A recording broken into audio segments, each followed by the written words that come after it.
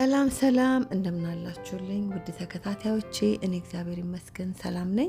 እንኳን ወደ እኔ ቻናል በሰላም መጣችሁ እያልኩኝ ዛሬ ደግሞ ጥቅል ጎመን በዶሮ የጥቅል ጎመን በዶሮ አሰራር ወይ ደግሞ ካቤጅ ዊዝ ቺክን አሰራር ይዤላችሁ ብቅ ብያለሁኝ። እስከ መጨረሻው ድረስ አብራችሁኝ ከኔ ጋር ቆዩ ብዬ ስልጋበዝኳችሁ አሁን ወደ አሰራራችን። ይሄ የምትመለከቱት ዶሮ የዶሮ ማላላጫ ሲሆን በደንብ ታጥቦ በሎሚ ተዘፍዝፎ በደንብ ሙልጭ ተደርጎ በደንብ የታጠበ ነው። ከዛ በእንደዚህ በምታዩት መልክ የዶሮውን ስጋ እንከታትፋለን። ጥቅል ጎመኑንም በእንደዚህ መልክ ካዘጋጀን በኋላ ዘይት ጥቂት እንጨምርና ወዲያውኑ ከትፈን ያዘጋጀነው ዶራችንን ወደ መጥበሻ ላይ እንጨምራለን። ከዛ እንደዚህ ትንሽ ገልበጥ እናደርገዋለን። እንግዲህ ገልበጥ ስናደርገው ውሃ ነገር ያመጣል። እውነት ለመናገር የዚህ ሀገር ስጋ ወይ ደግሞ የዚህ ሀገር ዶሮ በጣም ንጹህ ነው። ግን ንጹህ ነው ብለን እንዲሁ በቀላሉ መተው የለብንም። በደንብ አድርገን እኛም ደስ ብሎን ምቾት እንዲሰጠን ስንመገበው በደንብ ንጹህ አድርገን ዘፍዝፈን በሎሚም በደንብ ማጥበን። በተፈጥሮ የዶሮ ስጋ እንዳለ ብዙ ጊዜ በኮንታሚኔት ወይም ደግሞ በጣም በቃ ለመመረት በጣም ቅርብ ስለሆነ በደንብ እናጥበው ጥሩ ነው። እዚህ ጋር የጋርሊክ ፓውደር እንደዚሁም የቀይ ሽንኩርት ፓውደር፣ እዚህ ጋር ደግሞ ኬሪንግ ጨምረናል። ኬሪንግ ሁሉ በጣም የሚያጣፍጥ ለዶሮ ቅመማችን ማለት ነው። እዚህ ጋር ቆንዶ በርበሬ እንጨምራለን። ቆንዶ በርበሬያችንን ከጨመርን በኋላ እዚህ ጋር ደግሞ የምትመለከቱት ኮረሪማ ደቆ የተፈጨን የጨመርነው። ቺክን ላይ ኮረሪማ ስትጨምሩበት ልዩ ነው ጣዕሙን የሚያደርገው። እዚህ ጋር ደግሞ የጥብስ ቅጠል ደቆ የተፈጨ ሮዝመሪኖ ጨምረናል። እዚህ ጋር የምትመለከቱት ደግሞ በርበሬ የሚመስለው ፓፕሪካ ፓውደር ሲሆን እንደ የቃሪያ የቀይ ቃሪያ አይነት ግን የማያቃጥል በጣም ልዩ የሆነ ቴስት ያለው ጣዕም ያለው ፓፕሪካ አይነት ወይ ደግሞ እንደ በርበሬ አልላችሁም። በቃ ለየት ያለ ነው ቃናው ምናምን በጣም የሚጣፍጥ የማያቃጥል ነው። ግን እንደምታዩት በእንደዚህ መልክ በጣም ጥቂት ነው የጨመርነው። ይዘን አንድ ላይ ቺክናችንን ጥብስ እናደርጓለን። እዚህ ጋር ጨው ነው እየጨመርኩ ያለሁት። ጨው ጨመር እናደርግበታለን። ከዛ አንድ ላይ ቺክናችን አብሮ አንድ ላይ በገቡት ቅመማ ቅመሞች በደንብ ማርኔት ካደረግን በኋላ ከቺክኑ በሚወጣው ውሃ አንድ ላይ ከእንፋሎቱ ጋር በደንብ እንዲበስልን ከደን እያደረግን ከደን እያደረግን ዶሯችንን እናበስላለን ማለት ነው። በጣም ፈጣን በጣም ቀላል የዶሮ በጥቅል ጎመን አሰራር ማለት ነው። ከዛ እንደዚህ በምታዩት መልክ ስጋውን የዶሮ ስጋችንን በእንደዚህ መልክ አያችሁ ብስል ነው የሚለው። እውነት ለመናገር የዶሮ ክፍል ማላላጫ በቀላሉ ቶሎ የሚበስል የስጋ አይነት ነው ማለት ነው። ልክ በእንደዚህ አሁንም እየደገምን ከደን እያደረግን ካበሰልን በኋላ እንደምትመለከቱት በደንብ ብስል ብሎልናል። ከዛ ወደ ጎን እናወጣና እዚህ ጋር ሌላ ስራችን እንጀምራለን ማለት ነው። አሁንም መልሰን ጥቂት ዘይት ጨመር እናደርግበትና ከዛ በኋላ ከትፈን ያዘጋጀነው ጥቅል ጎመናችንን በደንብ ከተፍን በኋላ በደንብ አጥበን በማጥለያ ላይ ነው የምናስቀምጠው ማለት ነው። ከዛ ጥቅል ጎመናችንን በደንብ ዘይታችን ላይ ከጨመርን በኋላ ዘይቱን ካረግን በኋላ መጥበሻችን ላይ ጥቅል ጎመኑን ጨምርና እንዲበስል እናደርገዋለን ማለት ነው። እንደዚህ በእንፋሎቱ ወደ ውስጥ እየገባ እየበሰለ ይሄዳል ራሱ ማለት ነው።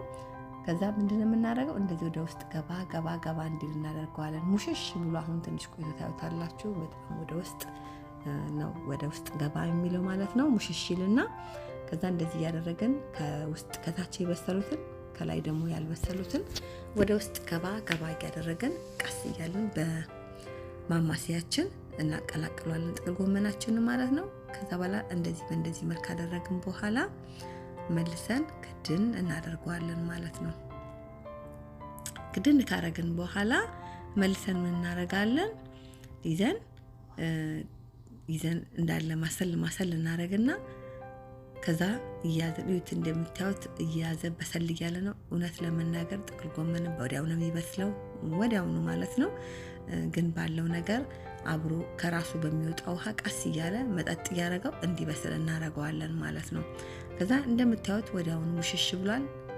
በጣም እየከደን ነው አንሄድም። ትንሽ ብቻ ከደን ነው የምናደርገው። ባንከድነው ራሱ ሙሽሽ እያለ ነው የሚሄደው።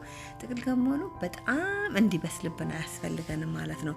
እንግዲህ አትክልት እንደ ቬጂቴብል ነገሮች ብዙ ጊዜ በጣም ኦቨር ኩክ ወይም በጣም ከበሰሉ ንጥረ ነገራቸው ወይም ደግሞ በውስጣቸው ያለውን ይዘት ብዙ ልናጣ ስለምንችል ቶሎ በፍጥነት የሚሰራ ነው የሚሆነው። እንደዚህ እያዝን ከደን እናደርገዋለን። ሽንኩርታችንን ጨምረናል ከትፈን አንድ መካከለኛ ሳይዝ ያለው። ከዛ ከጥቅል ጎመኑ ጋር አንድ ላይ ጠበስ እንዲል እናደርገዋለን። እዚህ ጋር የምትመለከቱት ነጭ ሽንኩርትና ዝንጅብል ደቆ የተከተፈ ጨመር እናደርግበታለን። ለጣዕሙ ለቃናው ዝንጅብል በተለይ ለጥቅል ጎመን ያለው ጣዕም እንዴት ልዩ እንደሆነ ልነግራችሁ አልችልም። ብዙ ጊዜ ጥቅል ጎመን ስትሰሩ ከቻላችሁ ዝንጅብል ጨምሩበት። ከዛ በመቀጠል እንግዲህ እርድን የተጠቀምኩትኝ እርድን እንጨምርበታለን። መልሰን ደግሞ ካሮት ያዘጋጀነውን እንጨምርበታለን። ካሮትም በባህሪው በጣም ቶሎ የመብሰል ባህሪ ስላለው ከጥቅል ጎመኑ በኋላ ነው። እኔ ብዙ ጊዜ አትክልቶች ላይ ስጠቀመው በጣም ከበሰለ ካሮቱ ስኳር የመጣፈጥ ነገር ስላለው ብዙ ጊዜ ከሌሎች ግብአቶች ቀጥሎ ነው ካሮት ጨምሬ የማበስለው። በጣም እንዳይበስል ያዝ ያለው ነው እንዲወጣ ማለት ነው። ከዛ እንግዲህ ያዘጋጀነውን የቺከን ወይ ደግሞ የዶሮ ስጋችንን ይዘን ጨምር እናረጋለን። ምናችን ላይ ጥቅል ጎመናችን ላይ ማለት ነው። እንግዲህ ጥቅል ጎመናችን ላይ የዶሮን ስጋ ስንጨምር እንግዲህ ዶሮን እንዴት አድርገን ማርኔት አድርገን ቀምመን እንዴት አድርገን እንደጠበስን አይተነዋል ወደ ኋላ ቀደም ብሎ። እንግዲህ ያንን ወደ ጥቅል ጎመኑ ላይ ስንጨምር ጥቅል ጎመናችንን ወደ አንድ ደረጃ ጣዕሙን ሁሉ ነገሩን ከፍ የሚያደርግልን ማለት ነው። እንግዲህ አትክልቶቹ ቬጂቴብል ናቸው፣ ቺክኑ ደግሞ ፕሮቲን ነው። አብሮ አንድ ላይ ሁሉን ያካተተ ቫይታሚኑንም እንዲሁም ፕሮቲኑን ያካተተ ማለት ነው። ከዛ እንደምታዩት በጣም ምርጥ ሆኖ አብሮ ቅድም በቀመምነው በፓፕሪካው በኬሪንጉ በተለያዩ ነገሮች አድርገን የጨመርነው ቅመሞች አብሮ ለጥቅል ጎመናችን ልዩ የሆነ ከለር ሰጥቶልናል። በጣም ልዩ ነው የእውነት ሽታው። ቅመሞቹ ጨውን ጨምራለን ትንሽ የሚያንሰው ከመሰለን። ከዛ እዚህ ጋር ደግሞ የሚያቃጥለውን ቃሪያ ሰንጠቅጠቅ አድርገን ጨመር እናደርግበታለን። የጥቅል ጎመን በዶሮ አሰራር በቀላል በፍጥነት የሚደርስ ልዩ የሆነ የእውነት ትወዱታላችሁ። ሰርታችሁ ሞክሩት። ምርጡ የቤቴ ገበታዬ ነው። እኔ ምርጡ ገበታዬ ነው። በቤቴ ውስጥ ሁሉ ጊዜ አዘውትሬ የምሰራው ነው። ቀደም ብሎ የጎመን በዶሮ ሰርቼ አቅርቤላችሁ ነበር። ይሄ ደግሞ የጥቅል ጎመን በዶሮ አሰራር ማለት ነው። እንግዲህ ቀደም ብሎ የጎመን በዶሮ አሰራር፣ አሁን ደግሞ የጥቅል ጎመን በዶሮ አሰራር ማለት ነው። ልዩ ነው፣ ትወዱታላችሁ። የእውነት ምርጥ ነው። ለእንጀራ በሉት፣ ብትፈልጉ ለሩዝ በምትፈልጉት ነገር አድርጋችሁ በዳቦ በምትፈልጉት ነገር አድርጋችሁ መመገብ ትችላላችሁ ማለት ነው። ጥቅል ጎመን በዶሮ በእንደዚህ መልክ ሰርታችሁ ካላወቃችሁ ሰርታችሁ ሞክሩት፣ ትወዱታላችሁ። ሰርታችሁ ካላወቃችሁ የእውነት በድጋሚ ሰርታችሁ ሞክሩት። ሰርታችሁ ከሞከራችሁት በኋላ ደግሞ ውጤቱን ጥሩ ካገኛችሁ ኮመንት መስጫ ላይ ሀሳብ አስተያየታችሁን ስጡኝ። እኔ በዚህን ቀን በሩዝ ጋር ነበር ያቀረብኩት። የእውነት ልነግራችሁ አልችልም። በእንጀራም በሩዝም እንመገባለን፣ በመኮረኒ በምንፈልገው ነገር ሁሉ በጣም ምርጥ ነው። ትወዱታላችሁ። ሰርታችሁ ሞክሩት። ልዩ የሆነ ጥቅል ጎመን በዶሮ አሰራሬ ይህንን ይመስላል። አሰራሬን ከወደዳችሁት ላይክ ማድረግ እንዳትረሱ። ላይክ ስታደርጉልኝ ስራዎቼ በቀላሉ ብዙዎች ጋር እንዲደርስ ይረዳኛልና ላይክ በማድረግ አበረታቱ፣ ደግፉ ብዬ እላችኋለሁኝ። ይሄ የምትመለከቱት ደግሞ ቆጭቆጬ ነው፣ አረንጓዴ ቆጭቆጬ። በቅርብ ቀን ሼር አድርጋችኋለሁ ማለት ነው።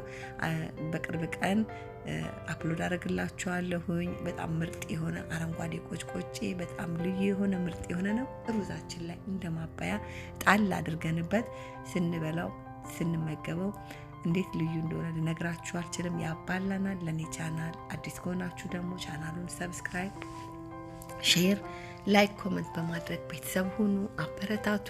እንዲሁ ደግሞ ሰብስክራይብ፣ ሼር፣ ላይክ፣ ኮሜንት እያደረጋችሁ ለምትደግፉኝ ለምታበረታቱኝ በሙሉ ከልቤ እያመሰገንኳችሁ እንዴት እንደሚጣፍጥ ነግራችሁ አልችልም። በድጋሚ ሰርታችሁ ሞክሩት። በጣም ቀላል ጥቅል ጎመን በዶሮ አሰራሪ ይሄንን ይመስላል። አሰራሪን ከወደዳችሁት ላይክ